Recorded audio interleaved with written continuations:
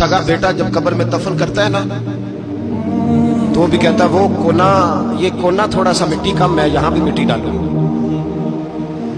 पहले लोग रोजाना जाते हैं, फिर हफ्ते के बाद, फिर महीनों बीत जाते हैं।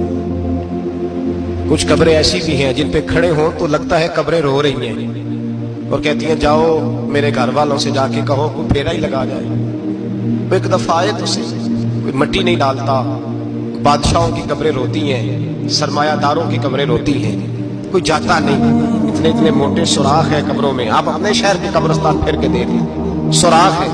ओ भाई, हजरत मौला अली शेर खुदा कब्रिस्तान गए तो पहले रोने लगे, फिर कहने लगे कब्रों वालों क्या हाल है तुम्हारा?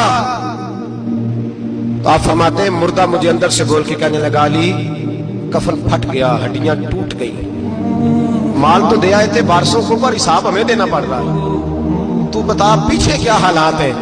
तो हजरत अली कहने लगे तुम्हारी बीवियों ने और निकाह कर लिए, तुम्हारे दोस्तों ने नए दोस्त बना लिए, तुम्हारी औलादों ने तुम्हारे बगैर जीना सीख लिया, तुम्हारी जायदादें बट गई, तुम्हारा पैसा तकसीम हो गया। पहले तो कोई तुम्हारा नाम लेता था तो तुम्हारा जिक्र खत्म हो गया, अब तो एक दो नस्ल तक तुम्हारा जिक्र था, अब तो तुम्हें याद ही कोई नहीं करता। कहते हैं लोग यहाँ कोई रहा करता था, यहाँ कोई हुआ करता था, अब तो तुम किस्सा पारीना किस्सा माजी हो गए। हिसाब का वक्त करीब है, करीब आ गया वक्त। अल्लाह फरमाते हैं इक़्तरब लिन्नासि हिसाबुहुम वहुम फी गफलतिन मुअरिदून। फरमाया हिसाब का वक्त करीब आ गया है तो अभी भी गाफल है। जुम्मतुल विदा, एक परेशानी लगाने का इरादा था, बड़ी परेशानियां पाली है, एक परेशानी और पाल लो। जिसको ये परेशानी लग जाए उसकी अमल समरने लग जाता है।